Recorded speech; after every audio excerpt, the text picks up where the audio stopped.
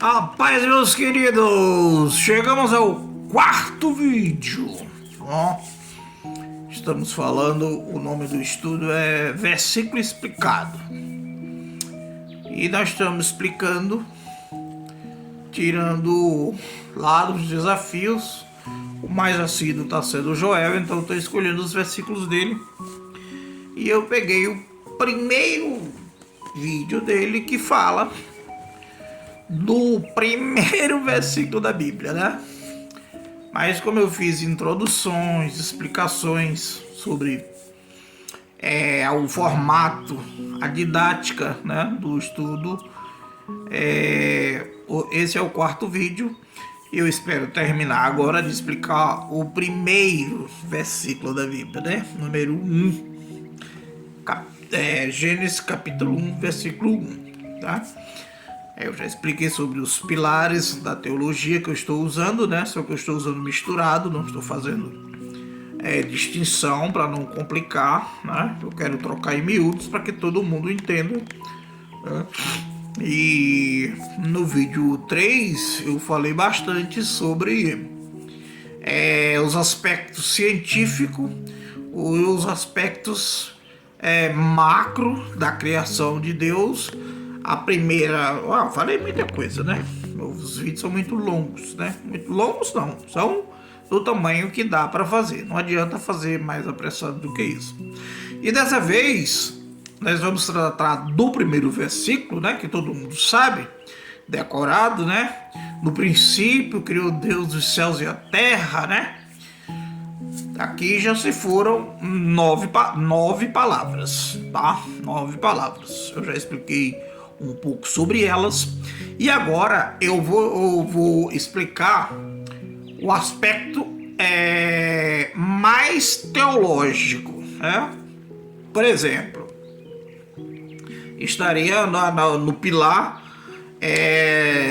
apologética, é isso que eu vou dizer, né? Quando a Bíblia diz Deus aqui, né? Aliás, isso é exegese, né? Porque eu teria que buscar essa palavra no hebraico que foi escrito a Bíblia. E não é nem o hebraico aramaico falado na época de Cristo, é um hebraico koiné, bem mais antigo, onde as coisas eram bem mais difíceis de compor um livro, né? Moisés só conseguiu por inspiração, mas o fato é que a palavra Deus usada aqui não é essa que nós falamos, porque Deus é um título, né? Deus é um título. O nome de Deus, que nós chamamos de Jeová, que é o mais que se aproximou. Isso ficou assim porque com os judeus, quando Deus entrou em contato com Moisés para tirar o povo do Egito e criar as leis e fazer, de certa forma, o primeiro povo monoteísta do mundo, né? Monoteísta do mundo, que obedeceria a Deus e teria um governo teocrático, né? Digamos assim, seria um povo bem cuidado, né? Se tivesse obedecido todas as normas, mas como não obedeceu, Deus não nega a si mesmo. Então, da forma que ele disse, isso depende disso, também as bênçãos dependeram, não que eles não sejam abençoados.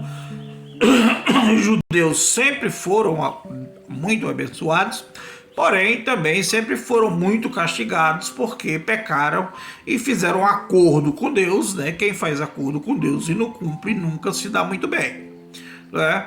Deus perdoa, Deus faz muita coisa, mas a consequência sempre fica, né? Então, Moisés perguntou, como é que eu digo, perguntarei lá como é seu nome? Deus disse, eu sou o que sou. E quando ele disse eu sou o que sou, ele está dizendo eu sou o que sou no sentido de sempre fui, de sempre serei, de sou agora, entende? Não é só o que sou. Ele não quis zombar de Moisés dizendo, eu sou o que sou, Moisés. Não, não é isso não. Ele quis dizer, eu sou o único.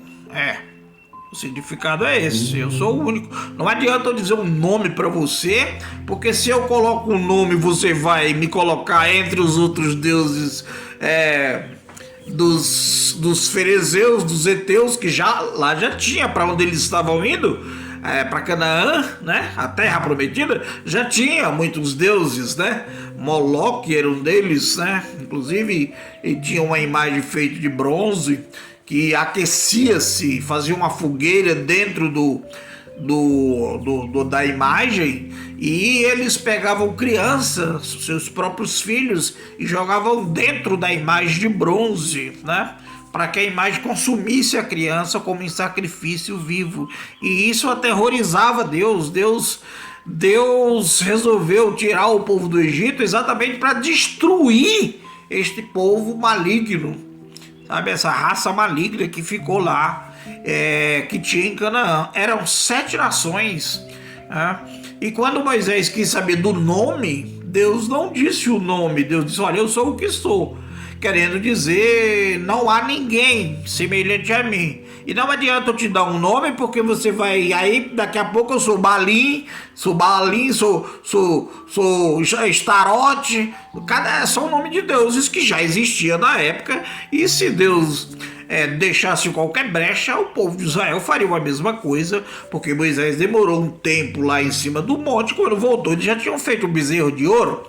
Então havia uma pressa muito grande de adorar aquilo que se pega, né? Que se toca, como é hoje ainda, né? O catolicismo tem lá suas imagens, e os crentes têm lá os seus ídolos, seus cantores, seus pastores, seus blá blá blá blá blá blá, o sal grosso, a roupa, o quippá, o negócio, sabe? São tudo apegos materiais que Deus detesta, simplesmente detesta.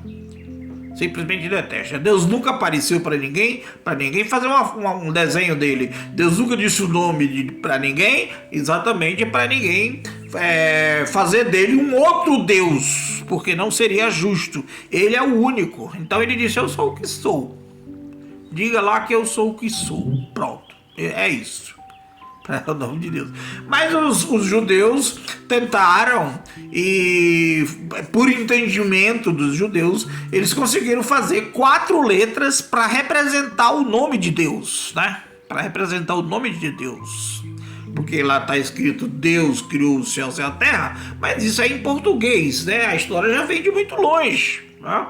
Deus é apenas um título, né? Não é um nome, é um título. E os judeus conseguiram fazer 4 letras, que ficou conhecido como tetagrama até hoje. É conhecido como tetagrama, porém são 4 consoantes, ou seja, o nome ficou impronunciável porque não tem vogal. Se não tem vogal, não dá para pronunciar o nome. Mas o que ficou mais parecido foi Jeová, Javé, sabe? Essas coisas assim. Então, tem vários nomes dados ao Deus Criador, né?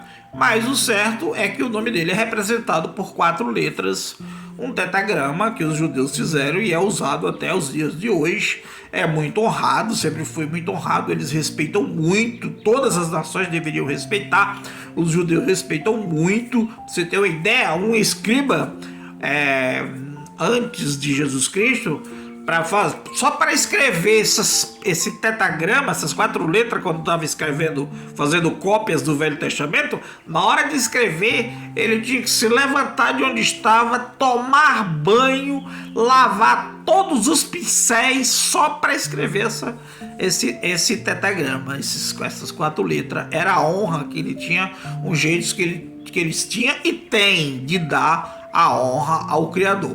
Então, quando Moisés escreveu Deus lá, na realidade ele não botou o tetagrama e nem disse eu sou, ele disse Elohim.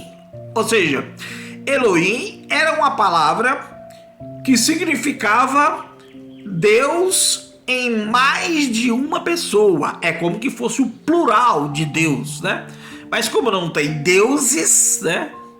Então seria um Deus só com mais de uma pessoa. Elohim, Elohim.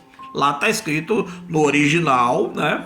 Isso é que chamamos de exegese, né? Com X, exegese, porque você está tentando explicar o português, mas para explicar de fato a parte teológica, você precisa pegar o original. Então, no original, hoje é muito fácil, porque tem o Google, né? No original está escrito Elohim, Elohim Barak.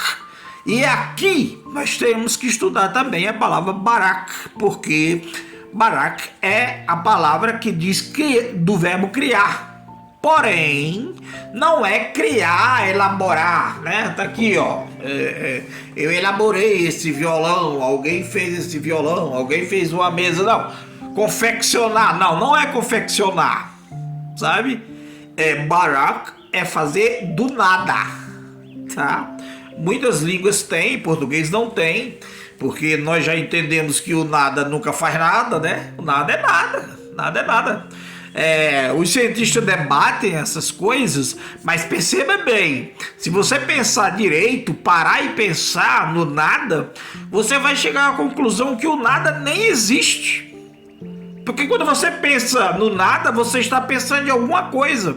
Existe o nada determinado. Por exemplo, eu não fiz nada ontem, então eu classifiquei a minha preguiça como nada, né? Mas isso não significa nada. Nada significa ausência total de matéria, né? O nada, não existe o nada, não dá para existir o nada. Quando eu penso no nada, eu já estou pensando em alguma coisa e isso não é nada. Então, criar do nada em hebraico é barak. Criar já tendo outra matéria é yeshi. Yeshi.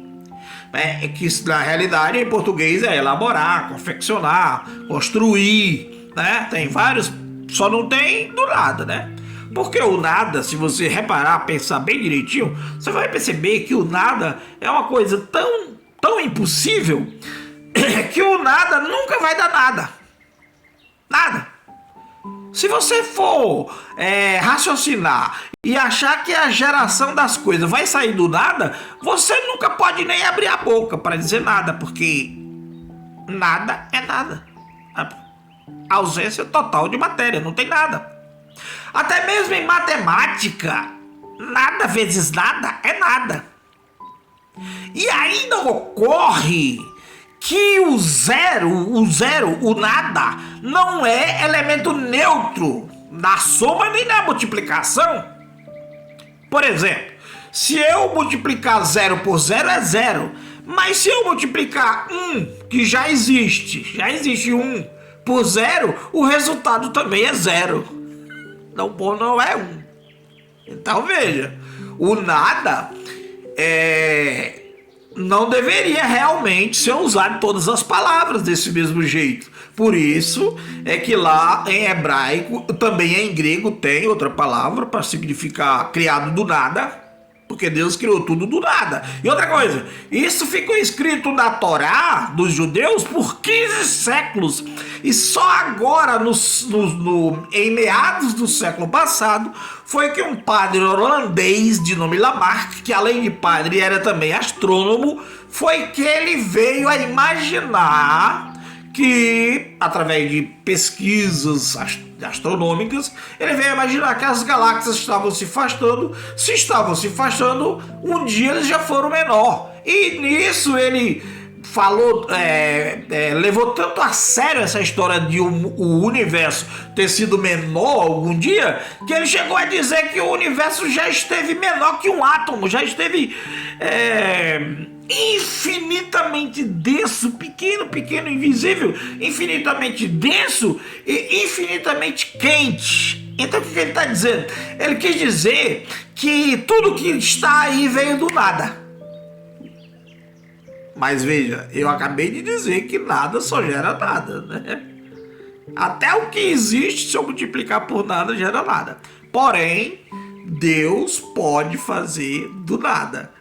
Então veja, a Torá dos judeus ficou desde o começo diz que Deus fez tudo do nada, porque lá o verbo é barak, Elohim barak, Elohim barak, Elohim criou, mas criou do nada, Elohim barak. Isso ficou 15 séculos. Passou Platão, um grande cientista, disse que foi os elfos que fizeram o universo. E vieram outros, René Descartes. Cada um tinha um deus. Isaac Newton, o Einstein. Ninguém era ateu. Ninguém era ateu. Ninguém era ateu. E todo mundo dizia que o universo era eterno. Pode entrar. O universo era eterno. E nada pode ser eterno, porque eterno é só Deus. Diziam que o universo é infinito, e nada pode ser infinito, porque infinito é só Deus. Então o universo teve um começo que o padre Lamarck, holandês, né, chegou a descobrir que tinha sido do nada, nasceu do nada, e chamou isso de Big Bang. E essa palavra Big Bang quer dizer explosão, uma grande explosão. Então esse negocinho bem pequenininho que existia, segundo ele, né, do nada explodiu e expandiu, e essa história é muito longa, não dá para contar aqui, mas foi do nada. Então eu queria explicar essas duas palavras. Elohim, que quer dizer Deus em mais de uma pessoa, significando que o Pai, o Filho e o Espírito Santo já estavam ali, né? Façamos o homem à nossa imagem e semelhança. E explicar o verbo barak, que só é usado na hora que vai dizer criou os céus e a terra. Por exemplo, quando vai dizer criou Adão, usa também, e quando vai dizer criou Eva, já não diz barak, já diz ishi, porque é outro verbo que significa elaborar de algo que já existe. Tá entendendo? Já foi esses 16 minutos. Eu espero encerrar por aqui. Tinha muita coisa do primeiro versículo para dizer, mas isso é o básico, né? Dá pra gente encerrar por aqui. Eu espero conseguir passar 16 minutos lá pro WhatsApp. Não sei se consigo, mas vamos tentar. É isso aí? Valeu, gente. O próximo será o versículo 2, tá bom?